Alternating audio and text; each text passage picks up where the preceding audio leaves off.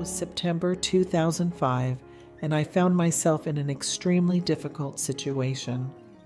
With 3 children aged 8, 5, and 3, and a marriage that had just ended, I was in a critical situation. I had to take care of my children completely on my own, without any support. To meet my family's needs, I had started working 2 or even 3 different jobs simultaneously, a sacrifice that was taking a toll on my health. Health setbacks were becoming more frequent, but I didn't talk about them with anyone. More than once I had felt myself fainting, losing consciousness, but on all occasions I was alone. I couldn't afford to collapse. I had to be strong for my 3 children who depended entirely on me. But there was one thing that made me feel even worse, and it was precisely the cause of the divorce. Unfortunately, a year ago, I had fallen into an affair outside of marriage. It involved a person similar to the one I encountered every morning in my routine. Over time, we got to know each other better, and more than once, I didn't respect the marriage. Being a very emotional person, I suffered a lot, and in the end, it all exploded. When I decided to tell my husband, I knew it wouldn't be easy for him to forgive me. However, I didn't think he would make the decision to leave home, leaving me with 3 children completely alone. I am a Christian, although I have always attended church little because I didn't have time, and I never had the opportunity to deepen my faith. But I never thought that one day the church would enter my life and change it forever.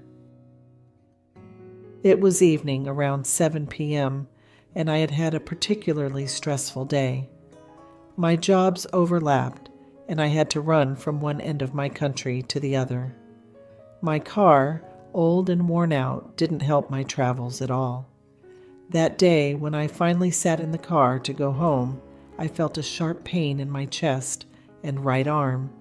The pain intensified in less than a minute, and I tried to find relief by stretching the seat and my legs as much as possible in my car. But it seemed that nothing could alleviate the feeling of oppression until the pain literally took my breath away. Suddenly, I felt strange, light, but in a situation that was not entirely normal. I saw many blurry figures around me, and I began to ask, "Where are we?" Then a man approached me. I only remember that he was tall with curly brown hair, and his smile radiated great reassurance. The closer he got, the warmer I felt. However, I remembered being in the car, so I immediately said that I had to go home to my children, who were with my neighbor. The man smiled at me and asked me to follow him. We went towards a temple made of beautiful marble. In the middle there was a kind of puddle of water. Then he gestured for me to look inside. I approached and saw that I couldn't see my face, my body, my arms, or anything that I normally saw in the mirror. I only saw a completely illuminated figure where energy flowed, forming a person, but no features were recognizable. I immediately got scared, thinking of my children, and I said, "I'm dead." He smiled with an expression that exuded calm and wisdom, as if he had heard a joke, and he said, "These words, I know your loved ones are waiting for you at home, and I assure you, you will return soon. I just wanted to tell you that what you are seeing is not paradise. It is a higher reality. This is not yet your time. Remember that your body could leave the earth at any moment. That's why I want to show you your life as you are living it now." Suddenly, in my mind, all of my life began to spin like a film at high speed. I could see every moment, my face during the day, my rare smiles, moments of sadness, tough days, and the little time I spent with my children. The more I saw my life on earth, the more I understood the life I was leading. The film suddenly stopped when I was young, and I found myself looking at a flower. When I was little, I had said, "One day I will open a flower shop, and it will be the biggest in my town." That dream, now forgotten in the chaos of my daily life, resurfaced with all its passion. The man looked into my eyes and said, "You have not fully lived your life. You think everything is your fault, but in life, everyone makes mistakes. Everyone is a sinner. Remember that life is only one, and sometimes doing what we love is what puts everything in place." Normally, I couldn't grasp the meaning of those words right away. In my life, many people had suggested that I open my own business, but I only saw the negative side of life: money, expenses, bills, and my 3 children to support. However, there were many neighbors who, seeing my skill and precision, always told me, not jokingly, that they would lend me money if I wanted to open something. Surely people would have appreciated my kindness and good taste, especially for flowers. While I was there, immersed in that vision, everything seemed easier, more possible. Every idea of mine shone with a tangible light, and there was nothing that could stop me. I was still reflecting on this as I felt myself being sucked in, and everything around me became dark in an instant. I opened my eyes and was sitting in the seat of my car, my heart still filled with the sensation of that extraordinary experience. I don't know how it was possible to have that vision, but since then a year has passed. A year in which I slowly left my previous jobs to dedicate myself entirely to realizing my dream, opening a flower shop. That shop became my salvation, literally. In just a few years, I paid off my debts and was able to provide my children with much more than just a simple bowl of soup.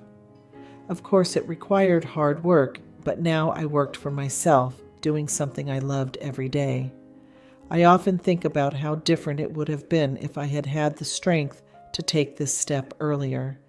And then I think that perhaps if I hadn't had that vision, I would still be stuck in the difficult situation before.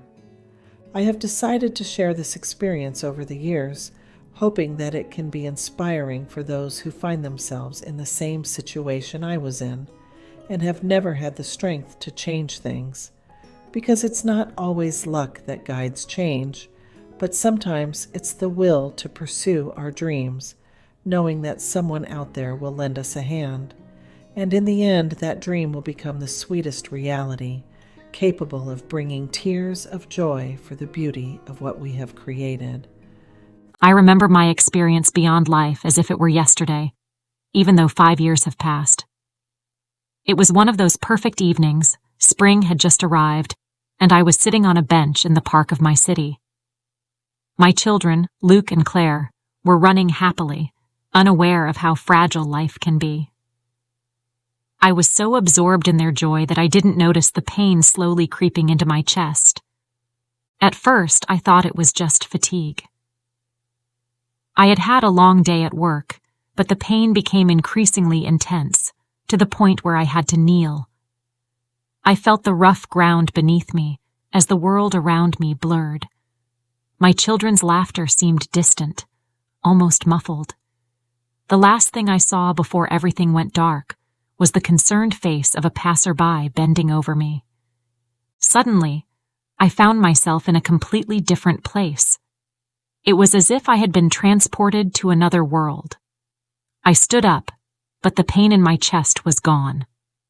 Around me was an enchanted forest, with towering trees and a blossoming undergrowth. The air was fresh and filled with the scent of spring, but it was not the park where I had lost consciousness. Emily. I turned abruptly. I knew that voice. It was sweet, familiar. I turned and my heart leaped. In front of me was a luminous figure wrapped in a warm and welcoming aura. I couldn't distinguish its features, but its presence was reassuring.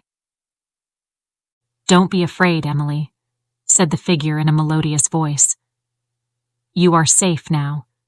This is a place between life and death, where you can reflect and find peace." I didn't know what to say. Tears flowed freely down my face as I looked at the luminous figure. It was all so surreal, yet so comforting. The figure approached and extended a hand. "Come with me," it said. "There is much you need to see." I followed, unable to do anything else. The path was enchanting, surrounded by vividly colored flowers I had never seen before. Every step I took seemed to take me further away from the reality I knew, but I felt a strange inner peace. After a while, we arrived at a clearing. In the center was a large tree with branches reaching toward the sky, covered in golden leaves that shimmered in the light. Under the tree was an inviting stone bench. "Let's sit," said the figure, indicating the bench. I sat beside it, still trying to understand everything that was happening.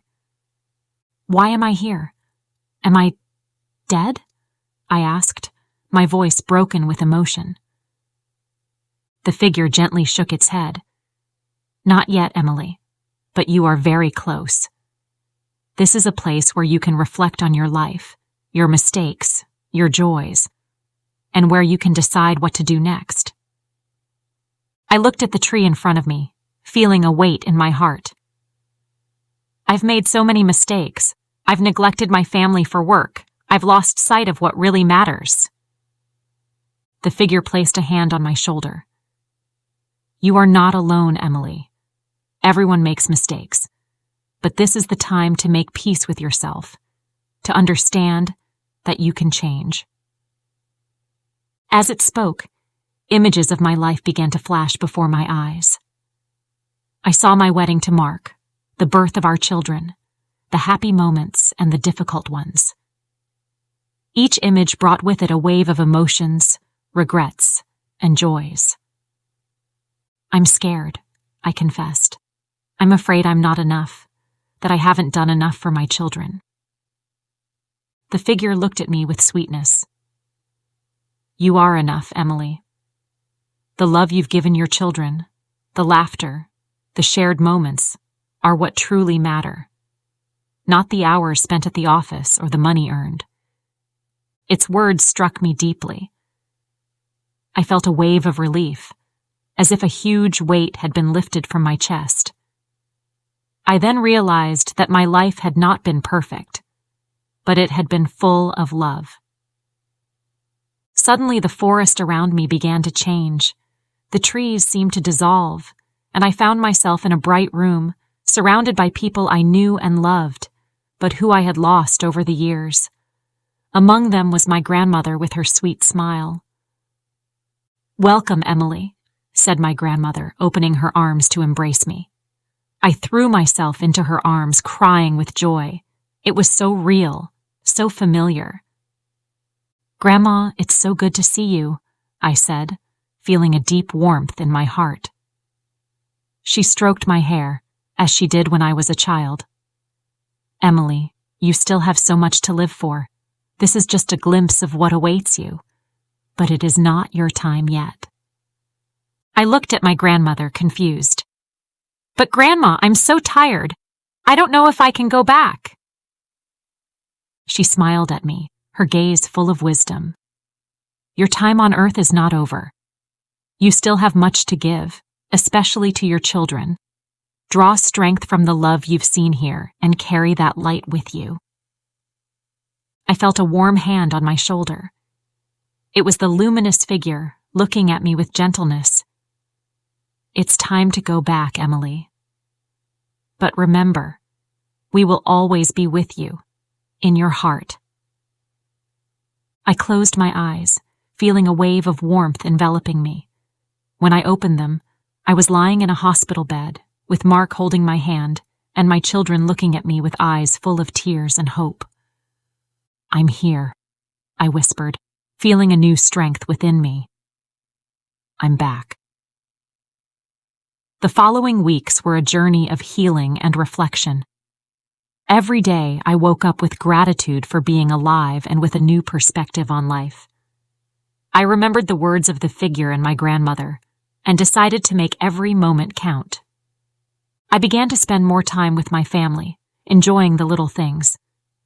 My children's laughter, walks in the park, quiet moments with Mark.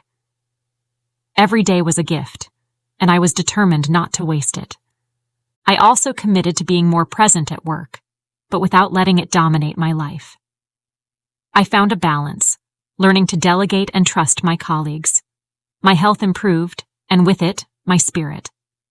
One evening, as I watched the starry sky from our garden, I felt a presence next to me. I knew it was the luminous figure, watching me from the other side. I smiled, feeling a deep peace in my heart. Thanks to that experience, I had rediscovered the importance of love, family, and gratitude. My life was not perfect, but it was mine, and every day was an opportunity to grow and love. The luminous figure had guided me through one of the most difficult moments of my life, helping me find the strength to move forward. And for that, I will always be grateful.